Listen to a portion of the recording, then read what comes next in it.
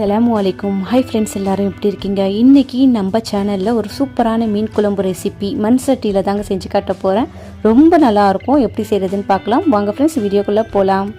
இதுக்கு ஒரு அரை மூடி தேங்காவை நல்லா அரைச்சி இதோட பாலை ஸ்ட்ரைன் பண்ணி எடுத்துக்கிட்டேன். இதுக்கு 5 டீஸ்பூன் மல்லித்தூள், 3 டீஸ்பூன் குழம்பு பொடி போட்டுக்கிறேன். அடுத்ததாக பார்த்தீங்கன்னா 2 டீஸ்பூன் மிளகாய் தூள், அடுத்தது அரை டீஸ்பூன் மஞ்சத்தூள், பெரிய நெல்லிக்காய் சைஸ் புளியை கட்டியாக கரைச்சி அது கூட ஊற்றிக்கலாம். 2 தக்காளி, 2 வெங்காயம், 4 பச்சை மிளகாய் சேர்த்துக்கிறேன்.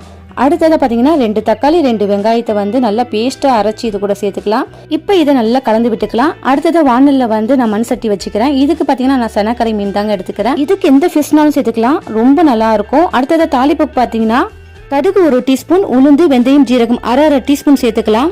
அடுத்தது வடகம் 1 டீஸ்பூன், ஒரு ஃபுல் புளியுமே நசுக்கி இது கூட சேர்த்துக்கலாம்.